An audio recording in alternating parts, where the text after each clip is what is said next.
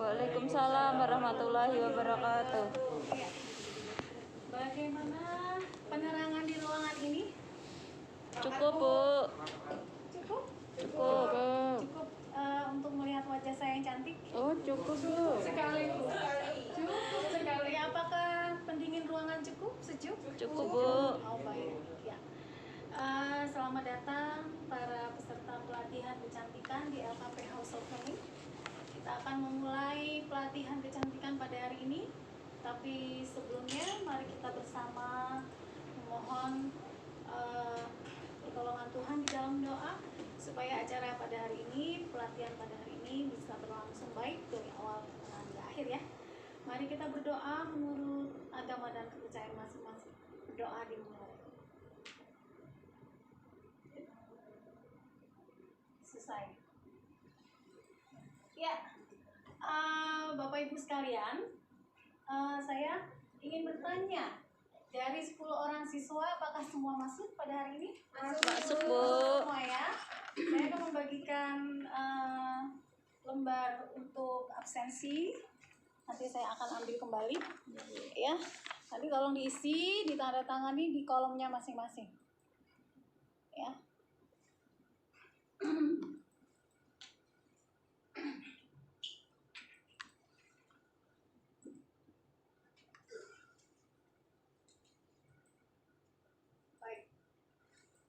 Sebelum kita memulai materi pelatihan kita yang luar biasa pada hari ini, ya, saya ingin bertanya sekali lagi, bagaimana perjalanan para peserta pelatihan dari rumah sampai ke tempat ini? Apakah aman? Aman, Bu. Ya, aman ya, semangat semua ya. Semangat. Semangat. Oke. Bapak Ibu sekalian, saya akan menerangkan safety induction. Tapi sebelumnya saya akan menjelaskan biodata saya terlebih dahulu. Ya, saya akan mengenalkan diri dulu ya Bapak Ibu. Nama saya Caroline Idahon Sinaga. Saya lahir di Jakarta 30 Oktober 1977. Masih sangat muda ya? Muda sekali. Oke. Saya tinggal di Prinsewu, Lampung.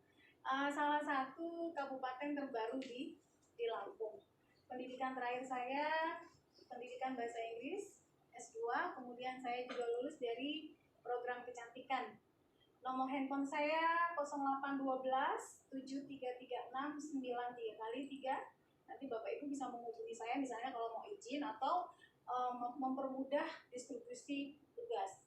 Untuk semua tugas, karena ini sekarang musim pandemik, maka dikumpulkan secara online, kirim melalui email di email saya ini ya, di carolineschool28@gmail.com.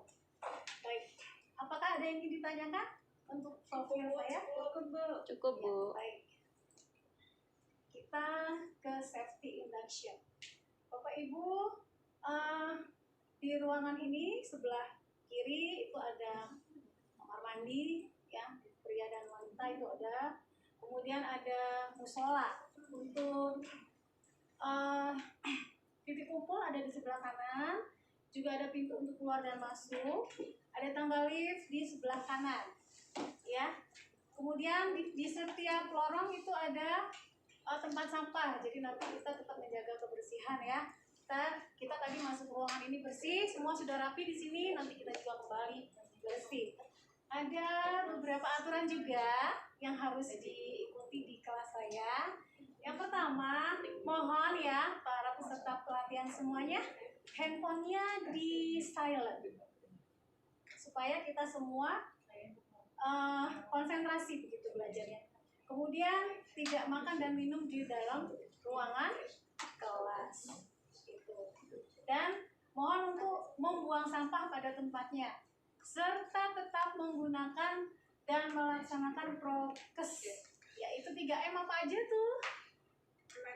Memakai masker, mencuci tangan dan menjaga jarak. Ya, menjaga jarak ya, karena kita masih dalam masa pandemi, kita harus bisa menjaga diri kita sendiri supaya nanti kita kembali setelah pelatihan ke dalam keluarga masing-masing juga tetap sehat. Gitu. Baik. Ya.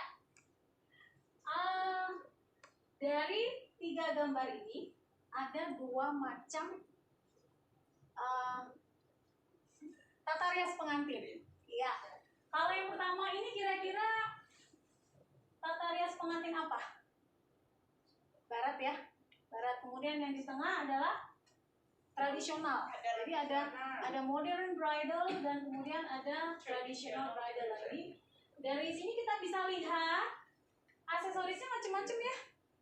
Lalu yang dipakai untuk merias wajahnya juga ini alat dan perlengkapan, bahannya juga bermacam-macam karena setiap bridal, kinds of bridal itu akan berbagai macam juga alat-alat dan perlengkapannya. Seperti itu.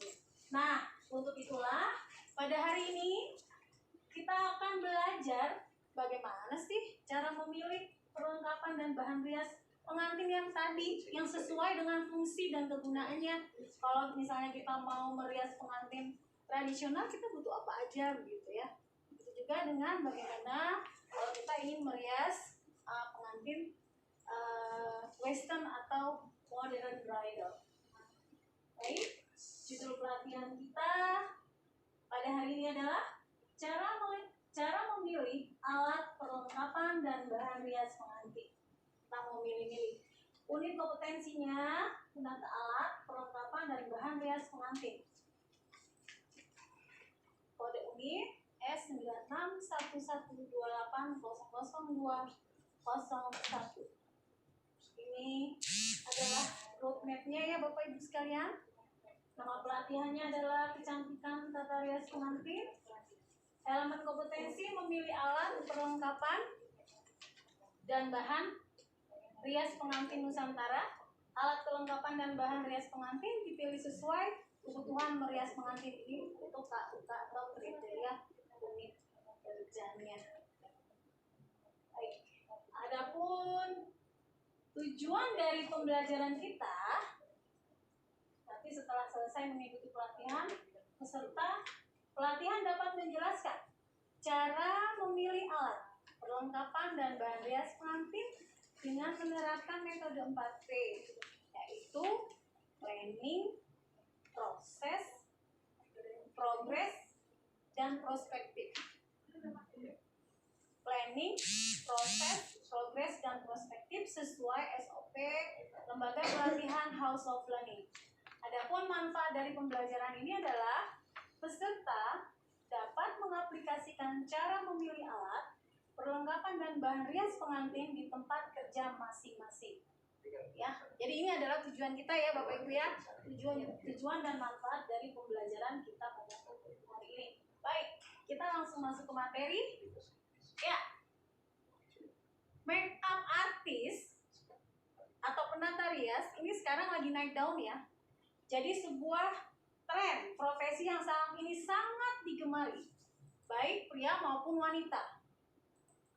Ya, dengan penghasilan dari kegiatan ini sangatlah fantastis, sangat fantastis ya, Bapak Ibu. Kalau di salon saya atau di lembaga saya itu untuk sederhana saja, untuk tata rias panitia saja yang tidak menggunakan bahan-bahan premium itu bisa mencapai 200.000. Kalau untuk pengantin kita bisa lumayan ya. Jadi ini tidak bisa dengan gampang kita dapatkan. Kita harus benar-benar mempersiapkan diri mulai dari keahlian makeupnya. Begitu. Maka pelatihan di LKP House of Learning ini pada hari ini akan menitik beratkan kepada bagaimana memilihnya, gitu ya. Nah, bagaimana memilih peralatan yang tepat dan juga jenis makeup yang up to date. Jadi kita harus lihat apa sih yang lagi ngetren, apa sih yang para muda sukai gitu ya. Seperti sekarang yang lagi ngetren itu flawless. Jadi makeup tapi tidak terlalu seperti makeup. Begitu. So, alat makeup apa aja yang penting untuk dipersiapkan dengan baik, mulai dari pemilihan alat dan bahan yang sesuai dengan fungsi dan kegunaannya. Baik. Ada 10 ya Bapak Ibu sekalian. Yang pertama ini ada kuas. Ini ada kuas, ada 24 kuas minimal yang harus kita miliki. Ya, ini kuas untuk shading contohnya. Jadi setiap fungsi kegunaan makeup, terutama pertama yang di area wajah itu harus punya alat sendiri. Jadi kalau untuk brush atau kuas ya, brush atau kuas sama aja, itu fungsinya macam-macam. Contohnya ini yang shading, jadi hanya untuk shading saja. Jadi kita tidak pakai buat yang lain-lain. Untuk shading ya shading gitu ya. Untuk blush on, untuk mempermudahnya ditulis Bapak Ibu kemudian ditempel di kuasnya.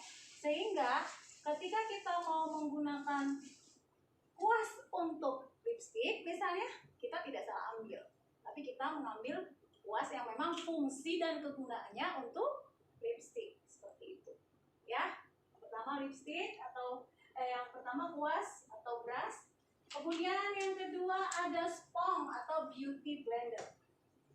Spong atau beauty blender ini fungsinya untuk melekatkan foundation. Nah, kalau kita mau memulai makeup itu kita menggunakan foundation, kita pakai spong. Spongnya dibasahi dulu, kemudian ditempelkan foundationnya ke wajah kita menggunakan spong ini. Ya. Kemudian ada primer and foundation. Primer and foundation juga ada dua macam. Yang pertama ini buat bridalnya, buat pengantinnya. Kemudian ini yang buat biasa. Jadi nanti kita lihat fungsi dan kegunaan manfaatnya buat konsumen. Konsumen itu datang ke kita mau ngapain? Pesta, pernikahan, atau pesta biasa. Nah, ini kita bisa pakai. Ini foundation ya, ada beberapa jenis sesuai dengan jenis kulitnya. Kemudian yang berikutnya bedak. Bapak Ibu sekalian, bedak ada dua macam. Yaitu bedak tabur yang bentuknya seperti tepung. Ya, ini dipakai setelah kita menggunakan foundation. Jadi setelah foundation bedak tabur dulu, baru kemudian kita pakai bedak padat. Ini bedak padat. Fungsi bedak padat adalah supaya melekat ya, mulai dari foundation, kemudian bedak tabur tadi itu melekat, sehingga kita ketika memulai merias tidak akan ada yang warnanya tidak rata lagi. Kemudian ada eyebrow kit. Eyebrow kit ini alat-alat untuk membuat bulu mata. Nah, ini yang paling disukai para wanita. Kalau sudah bisa bikin alis mata susah banget ya. Nah, ini alat-alatnya berbagai macam sebenarnya. Nanti kita juga perlu alat-alat yang lain seperti runcingnya. Ya, ini eyebrow kit. Berikutnya ada eyeshadow palette. Eyeshadow palette artinya berbagai macam bahan untuk membuat eyeshadow, mempercantik mata ya. Sekarang yang paling ngetren adalah yang flawless. Kemudian yang berikutnya ada eyeliner. Nah, ini untuk mempertegas warna mata kita, jadi pandangan mata kita lebih cerah, lebih cantik, lebih berbinar-binar ya. Ini menggunakan eyeliner. Kemudian ada maskara. Maskara digunakan ini ya, seperti ini ya maskaranya bentuknya ya. Ya, untuk menebalkan bulu mata, jadi lebih cantik, lebih tebal, lebih lentik. Berikutnya ada blush on. Blush on digunakan untuk ya, mempercantik, membuat lebih segar tulang pipi kita. Jadi tulang pipinya nanti akan lebih segar dengan menggunakan blush on. Yang terakhir adalah contouring atau highlighter. Highlighter ini kalau misalnya hidungnya merasa kurang mancung atau mau dibuat lebih mancung lagi, kita menggunakan highlighter. Iya, nanti tekniknya bagaimana itu dipraktek minggu depan. Kalau saat ini saya menjelaskan fungsi dan kegunaan alat-alatnya.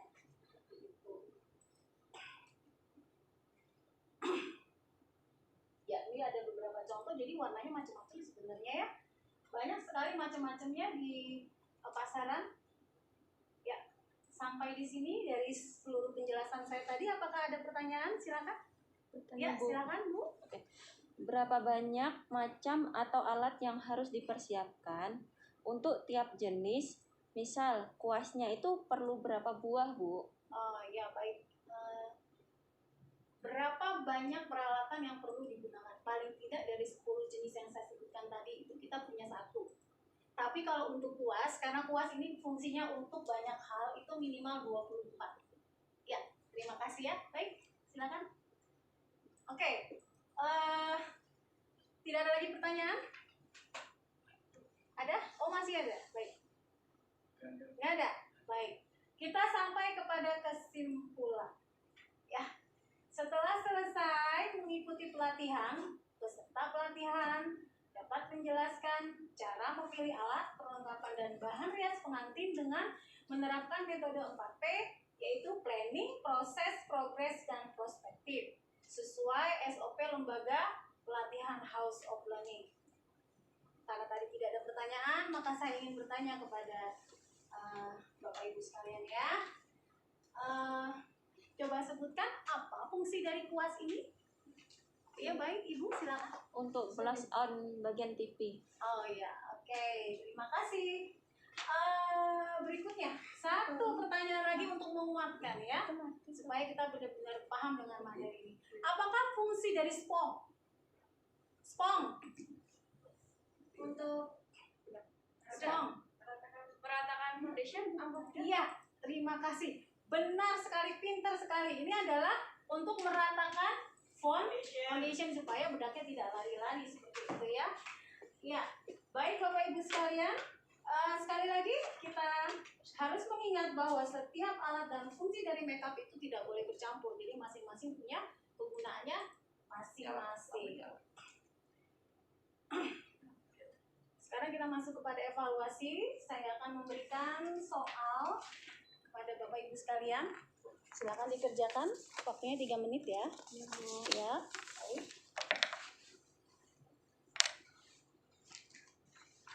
Sudah selesai Bapak Ibu? Saya ambil kembali.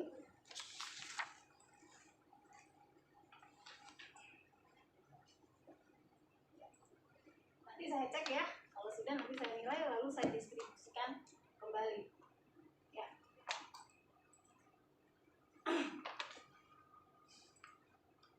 Baik Bapak Ibu sekalian, saya ada tugas tambahan untuk minggu depan nanti dikumpulkan. Buatlah rangkuman ya untuk materi berikutnya. Buatlah rangkuman tentang mengidentifikasi adat budaya pengantin. Ya, dikumpulkan dengan soft file ke alamat email saya. Tadi emailnya sudah ada. Tanggal 1 Mei 2020 paling lambat pukul 10 pagi. Nah, ini untuk tugas tambahannya. Ya. Baik, Bapak Ibu, saya minta tolong untuk mengisi feedback untuk peningkatan pembelajaran saya di kelas. Silakan diisi sambil merapikan seluruh alat-alat dan peralatan yang ada di meja Bapak Ibu, karena materi saya sudah cukup sampai di sini. Ya, mudah-mudahan apa yang kita pelajari nanti sangat bermanfaat untuk kita semuanya. Sudah diisi feedbacknya? Sudah, Bu. Saya ambil kembali. Terima kasih. Ya.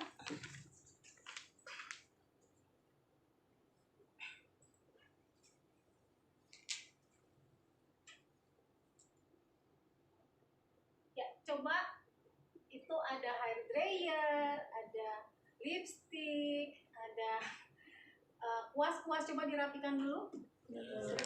Sebelum kita nanti kembali. Tadi kita mendapatkan ruangan ini rapi, kita harap kita juga kembali dengan ruangan yang rapi. Itu sampah ada di bawah, tolong ya Mbak Ana. Ya, tolong dibersihkan semuanya. Baik. Sebelum kita menutup, saya ada quote. Cantik itu berawal dari kemampuan menampilkan inner beauty. Makeup yang benar adalah makeup yang mampu memunculkan inner beauty kamu. Kita tutup latihan hari ini dengan bersama-sama berdoa. Mari kita berdoa menurut agama dan kepercayaan kita masing-masing. Berdoa dimulai. Berdoa selesai. Baik Bapak Ibu, terima kasih atas kehadirannya. Sampai bertemu untuk praktek minggu depan. Assalamualaikum warahmatullahi wabarakatuh. Waalaikumsalam warahmatullahi wabarakatuh.